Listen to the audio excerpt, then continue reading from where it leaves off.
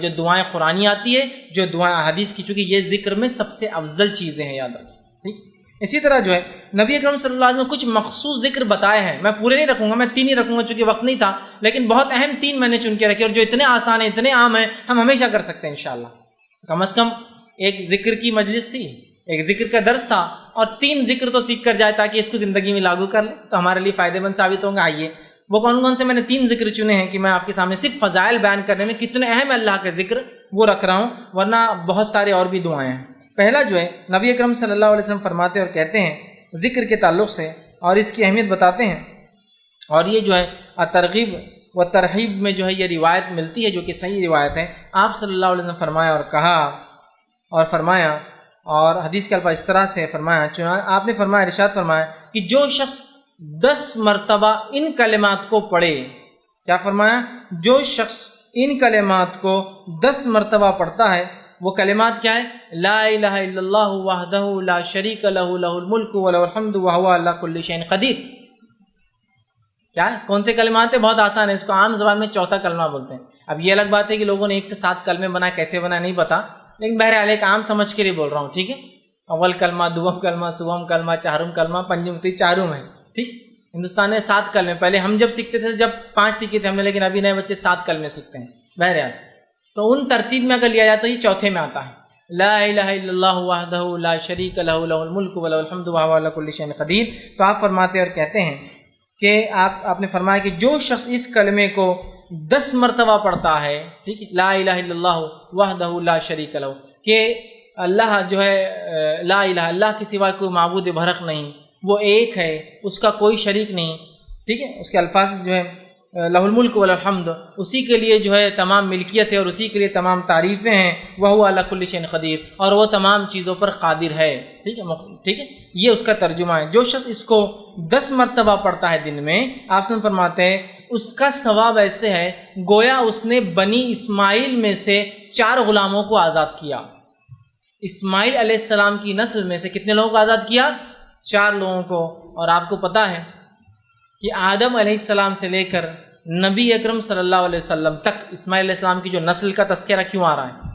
آدم علیہ السلام سے لے کر نبی اکرم صلی اللہ علیہ وسلم تک آپ سے فرماتے ہیں اس نسل میں کسی نے بھی زنا نہیں کیا، کیونکہ انبیاء جو ہوتے سب سے پاکیزہ نسل میں پیدا ہوتے ہیں، سمجھے؟ مشرک گزرے ہیں وہ ایک الگ چیز ہے، لیکن کوئی جو ہے زنا نہیں کیا، مطلب ولد الزنا یا زنا کی اولاد یا زنا نہیں کیا کسی، اتنی پاکیزہ نسل ہے یہ، آدم علیہ السلام سے لے کر اسماعیل علیہ السلام، اسماعیل علیہ السلام سے لے کر رسول اللہ صلی اللہ علیہ وسلم تک، سمجھ رہے ہیں آپ؟ تو کہا اس نے بنی اسماعیل میں سے 4 غلام آزاد کیے۔ غلام آزاد کرنا بہت اجر ثواب کام ہے۔ کیا کرنا ہے ہم کو؟ لا الہ الا اللہ وحدہ لا شریک لہ لہ الملک ولہ الحمد وہو علی کل شیء، 10 مرتبہ پڑھنا ہے دن۔ تو کیا کیا آپ نے؟ بنی اسماعیل میں سے 4 غلام آزاد کر دی، صرف 10 مرتبہ کلمے کو پڑھنا ہے۔ کتنے فضائل، اندازہ لگا۔ دوسری فضیلت جو ہے ایک اور ذکر کی جو میں آج رکھ رہا ہوں، ویسے بہت ہے لیکن 3 میں نے چنے ہیں صرف۔ دوسری فضیلت والا ذکر ہے جو بہت آسان ہے، ہم سب کر سکتے ہیں، وہ یہ ہے جو کہ ترغیب و تہذیب، اسی میں جو یہ بھی صحیح روایت ہے، بہت مشہور اور معروف روایت ہے کہ آپ صلی اللہ علیہ وسلم نے فرمایا جو شخص نماز کے بعد 33 مرتبہ الحمدللہ، 33 مرتبہ سبحان اللہ، 33 مرتبہ اللہ اکبر کہتا ہے اور آخر میں یہ کہتا ہے لا الہ الا اللہ وحدہ لا شریک لہ لہ الملک ولہ الحمد وہو علی کل شیء قدیر، وہی جو میں نے اس سے پہلے رکھا۔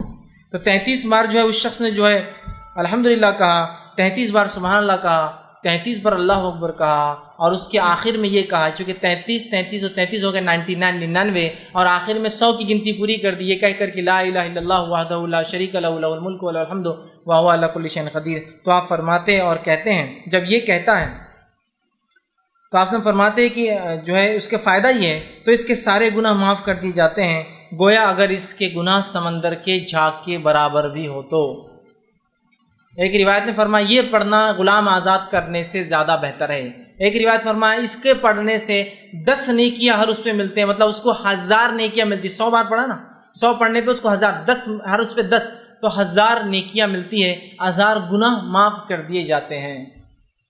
یہ فضائل اتنا آسان ہے نا کہ سارے گناہ حتیٰ کہ سمندر کے جھاگ کے برابر گناہ ہو کتنے کثرت سے سب معاف کر دیا جاتے، صرف ہر نماز کے بعد 33 مرتبہ 33 مرتبہ 33 مرتبہ الحمدللہ سبحان اللہ الحمدللہ اور اللہ اکبر کہہ دے، اس کے سارے گناہ معاف. اور یہ گناہ صغیرہ ہوتے ہیں، یاد رکھیں. کبیرہ کے لیے توبہ ضروری ہوتی ہے. کتنے فضائل ہیں. تیسری چیز جو میں نے جو بہرحال آج کے لیے چنی ہے وہ یہ ہے، اور بہرحال ایک اور ہے، 4 میں نے وہ کی ہے. تیسری چیز جو چنی ہے وہ بھی بڑی آسان ہے، بہت آسانی سے ہم کر سکتے ہیں اور سب کو یاد ہے. آپ صلی اللہ علیہ وسلم فرماتے ہیں اور کہتے ہیں، یہ حدیث جو ہے ترغیب و تہذیب کی ہی آپ نے فرمایا اور کہا، جو شخص ٹھیک ہے یہ پڑھے جو ہے لا حول ولا قوت الا باللہ. حدیث کا الفاظ اس لیے ہے قل لا حول ولا قوت، جو شخص اس کا وظیفہ کرے لا حول ولا قوت الا باللہ فإنہ کنز من کنوز الجنہ. یہ حدیث کے الفاظ ہے قل لا حول ولا قوت الا باللہ فإنہا کنز من کنوز الجنہ، کہ جو شخص لا حول ولا قوت الا باللہ یہ پڑھیں گا تو یہ جنت کے خزانوں میں سے ایک خزانہ ہے. جنت کے خزانوں میں سے خزانہ، اس کا معنی کیا ہوتا ہے؟ لا حول، نہ ہمیں صلاحیت ہے نہ ہمیں سمجھ ہے، ولا قوت، نہ ہمیں کوئی چیز کرنے کی طاقت، الا باللہ، سوائے اس کے کہ اللہ ہر چیز پر قادر ہے، اس کی مشیت سے یہ تمام کام ہوتے ہیں. آپ نے فرمایا اس کا وظیفہ کرو، اس لیے کہ جنت کے خزانوں میں سے ایک ڈھکا ہوا چھپا ہوا خزانہ ہے. لا حول ولا قوت الا باللہ، اتنا ہی پڑھنا ہے، کبھی بھی آپ پڑھ سکتے ہیں، عام ہے. چوتھا جو ایک حدیث جو صحیح بخاری کی ہے، اور صحیح بخاری کی آخری حدیث ہے، یہ لاسٹ. ٹھیک ہے، حدیث کے الفاظ دیکھیے کیا ہے، کلمتان حبیبتان الی الرحمن، 2 کلمے ایسے ہیں جو رحمان کو بڑے پسند ہیں. خفیفتان علی اللسان، بہت آسان ہے انسان کی زبان پہ، بڑے ہلکے ہوتے زبان کے اعتبار سے. ثقیلتان فی المیزان، لیکن بہت وزنی بھاری ہوں گے روز قیامت میزان کے اندر.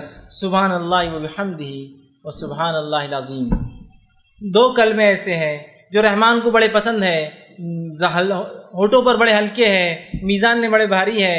سبحان اللہ وبحمدہ و سبحان اللہ العظیم. 2 ہی کلمے، کس کو یاد نہیں؟ سب کو یاد ہے، بس اٹھتے بیٹھتے سوتے جاگتے جب یاد آئے سبحان اللہ وبحمدہ و سبحان اللہ العظیم پڑھ دیجیے، ہوگے. سمجھ رہے آپ؟